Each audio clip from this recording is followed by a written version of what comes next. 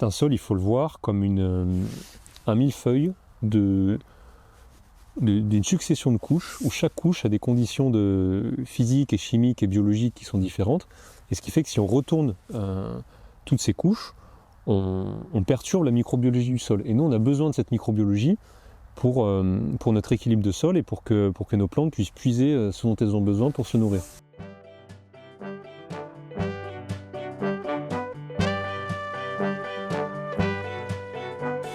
Donc ici, on est au Gaec-le-Boule-d'Or. On est une exploitation en maraîchage biodiversifié dans la commune de Curie-sur-Mont-d'Or, à 3 associés exploitants. On exploite, nous, sur 7 hectares de terrain, dont 7000 m² sous abri, sous serre. Donc là, on se trouve par exemple dans une de nos plus grosses serres qui nous permet de lancer les premières cultures primeurs pour le printemps et qui nous permet surtout de rallonger nos cultures jusqu'à la fin de l'année.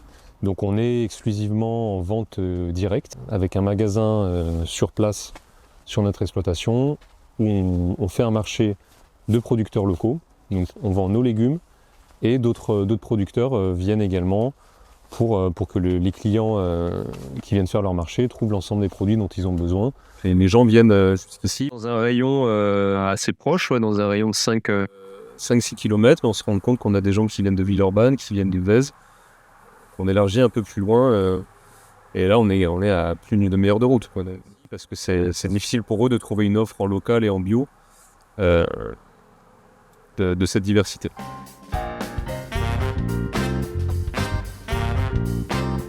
On connaît les bornes à compost. Chacun à Lyon trie ses biodéchets pour les mettre dans ces boîtes qu'on voit à chaque coin de rue.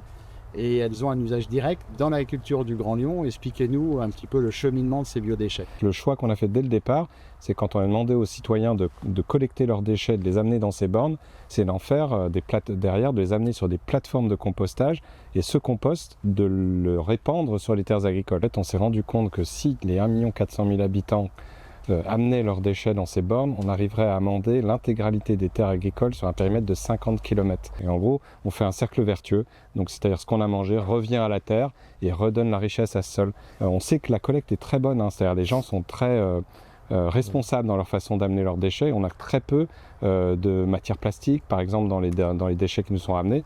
Donc ça, c'est déjà une force en soi. Maintenant, c'est de savoir, est-ce que ce compost tel qu'il est composé, il amène ce dont a besoin la terre pour pouvoir permettre aux maraîchers des Boules d'Or d'avoir des terres fertiles, quoi. Vous, en tant que maraîcher, je permets que c'est de bonne qualité, ces biodéchets, c'est un compost qui vous est utile? Oui, on a des premiers résultats donc c'est plutôt en termes de rendement, qui nous montrent qu'effectivement on n'a pas de différence significative entre les cultures de tomates qu'on a faites avec nos propres engrais et celles qui ont été cultivées avec le compost de biodéchets de la métropole, ce qui est assez encourageant.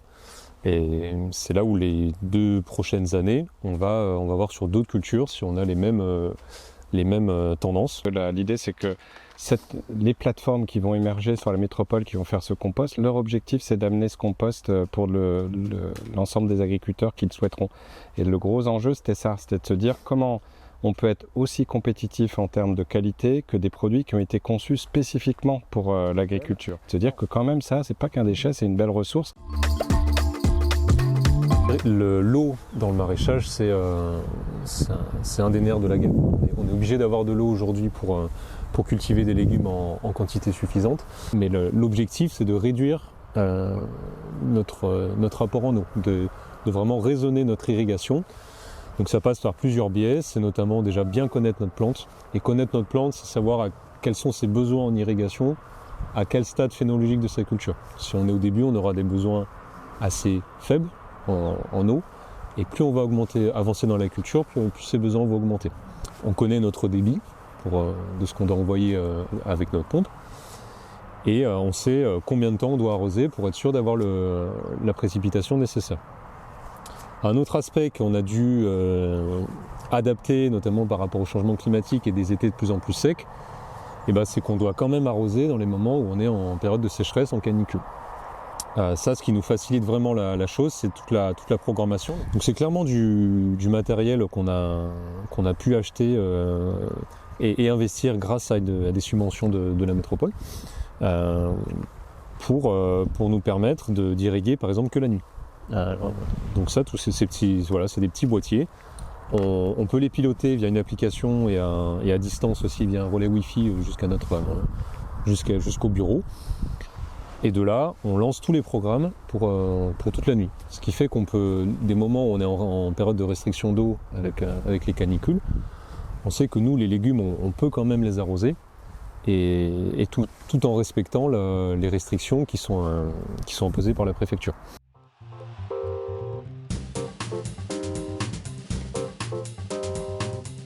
L'idée, c'est d'éviter tout ce qui est retournement profond du sol, ce qu'on peut retrouver dans des techniques de labourage.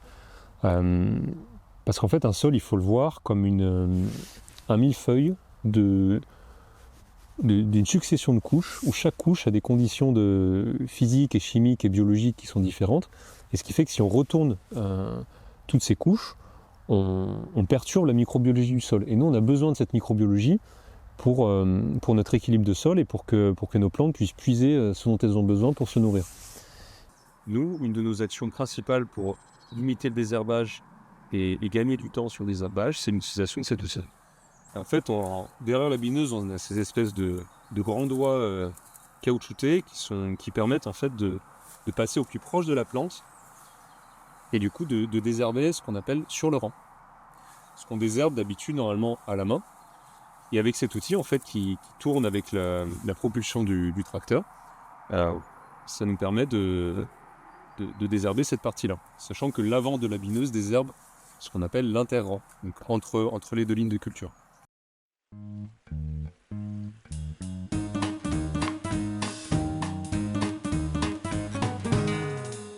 Un de nos objectifs en finalité, c'est de rendre une agriculture qui est bio, locale et qui est accessible pour tous. Donc c'est bien maîtriser nos prix, c'est aussi arriver à toucher le plus grand nombre et à sensibiliser à nos pratiques. Voilà, donc c'est vrai qu'on peut aussi valoriser nos produits, c'est aussi valoriser les produits qui pourraient partir, qu'on n'a pas réussi à conserver ou qui pourraient devenir des déchets de culture. Voilà, on arrive à les faire transformer sous forme de différents produits. On a des coulis de tomates, des veloutés, des purées. Là, on essaie de se tourner petit à petit vers des produits accessibles pour les plus petits, des purées pour les bébés. Là, on a des haricots verts. Produire des légumes, c'est aussi savoir les conserver et savoir les valoriser jusqu'au bout de la chaîne de valeur.